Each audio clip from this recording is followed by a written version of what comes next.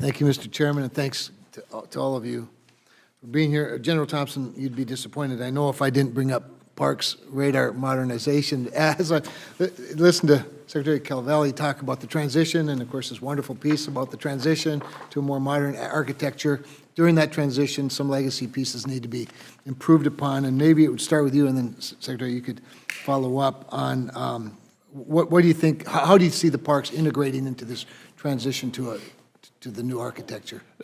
Senator Cramer, right now our challenge with all of those, PARCS is one, we've got 4 other large ground-based radars, is understanding how they fit into the future. The first is when you talk about missile warning and missile tracking and hypersonic vehicles, because we're no longer in an era of ballistic missiles, we're now in an era of maneuvering vehicles, we're going to have to understand how those warning systems contribute and how they need to be changed or perhaps improved to be able to adjust to that. The second piece is to continue to evaluate how they fit into our overall space domain awareness enterprise. Those sensors play a tremendous role in keeping track of all the objects in orbit. What we need to do is understand how we're using them today and what improvements can be made to continue in the future. But right now, it's a matter of thoughtful design and investment before we commit large dollars to how we're going to modernize. You know, it's a good point, and Secretary, you can follow up, but as I think about, are we talking about something that's like a stopgap during the transition, or are we talking about something that becomes a dynamic part of the future, and I suspect that's part of what you're still trying to discover. But. Yeah, thanks to Congress, there was an upper of $3 million in 23 that we're using to help digitize some components, and I think you'll find in our 24 POM a $6.4 million additional dollars to continue to renovate the PARCS radar systems. Yes, unless somebody has seen it, you almost can't believe what you're talking about in terms of just digitizing the images is a big deal. So anyway, as you know, watching it carefully, grateful that you were able to get you some more money to do that. But at the same time, I'm not advocating we waste it. So I appreciate the thoughtful approach. Acquisition timeliness, I want to get back to that, and I know all of you have something to say about that, particularly rapid acquisition.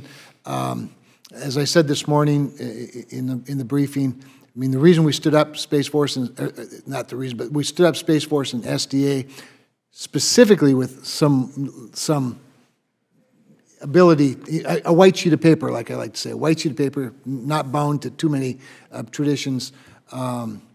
And of course, the juxtaposition and the important role that the private sector and commercial space plays is both helpful to that, but we could do a lot to harm it as well. So maybe elaborate, both Secretary Plum, Secretary Calvelli, on the acquisition timeliness, how we can be more helpful. I want to be the guy that watches it, has appropriate oversight, but doesn't get in the way and become the gotcha person. In other words, do it well, report regularly. If things need to change, change quickly. The trick is to quit building big, right? Yeah. Big satellites take time. No, it doesn't matter if you even have an existing design. Big satellites take a long time to go build.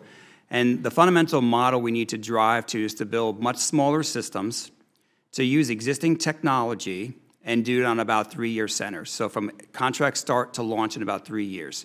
And then what we'll find by doing that is not only will we gain speed, but we'll do technology refresh dramatically faster, because every 3 years we're updating the technology, compared to today where we might build a satellite over 7 to 9 years, and then you're not upgrading that technology till the next block, which is another 7 to 9 years. So you're taking 15 years to upgrade the technology. We can move faster, get more on orbit, and upgrade technology faster by building smaller. And that's what we're driving to go do.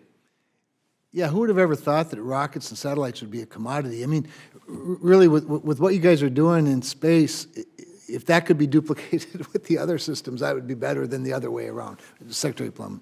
Yes, Senator, I would just add to what Mr. Calvelli said, which is you asked how you could help, and I think moving at speed is really important. I think it's going to unlock things we haven't even considered yet. But we should also remember that if we're going to buy a lot more things and move faster, then some of those things may fail, and we cannot afford to have systems shut down because some small percentage of them failed. And I think that's been the tendency for large, exquisite systems, which has added cost and time.